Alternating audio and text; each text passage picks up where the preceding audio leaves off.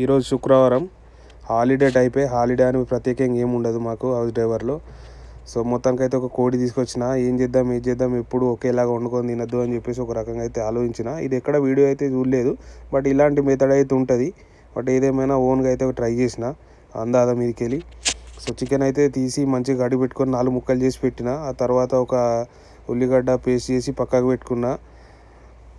బాసన వేడైన తర్వాత నీళ్లు పోసుకొని, నీళ్ళలో మనం రెగ్యులర్గా వేసుకునే బగారా మసాలా వేసుకొని, సాల్ట్ వేసి, వాటర్ బాయిల్ అయితే ఉండగా చికెన్ అయితే వేసి పెట్టిన. ఒక 25 నిమిషాలు అయితే ఉడకనియాలి వేడి నీళ్ళలో, నీళ్లు పొంగొచ్చేదాకా. ఈ లోపల అయితే ఒక 2 టమాటాలు, 2 పచ్చిమిర్చి, 2 ఆనియన్ తీసుకొని పేస్ట్ పట్టి పెట్టిన, కొంచెం సాల్ట్ వేసి.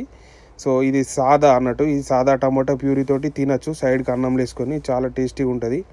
సో చికెన్ అయితే బాయిల్ అయిపోయింది. చికెన్ బాయిల్ అయిన తర్వాత దీన్ని వడగట్టుకోవాలి. నీళ్ళు వడగట్టి చికెన్ సపరేట్ చేసి పెట్టిన. సో మనం వడగట్టుకున్న నీళ్ళల్లో ఎలాంటిది ఉండదు. కొందరు అన్నీ ఏరుకొని తినాలని అంటారు కదా, అట్లా తినకుండా ఉండడానికి అయితే ఇది స్పెషల్గా ఉంటుంది అని చెప్పేసి అయితే చేసిన.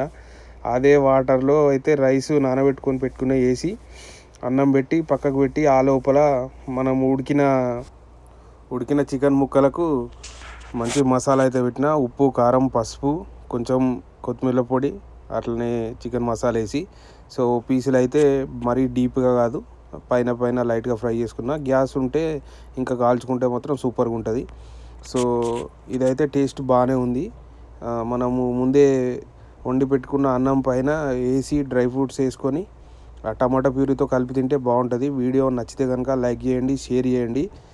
నాకైతే బాగానే అనిపించింది. సో ఇంకా ఇది మనకు ఇట్లా ఫ్లేవర్గా రావాలని అంటే రైస్లో నెయ్యి వాడాలి, బట్ నేను ఆయిల్ కానీ నెయ్యి కానీ వాడలేదు. చికెన్లో వచ్చిన ఆయిల్ తోటే రైస్లో ఫ్లేవర్ వచ్చింది. సో మీరు కూడా ట్రై చేయండి.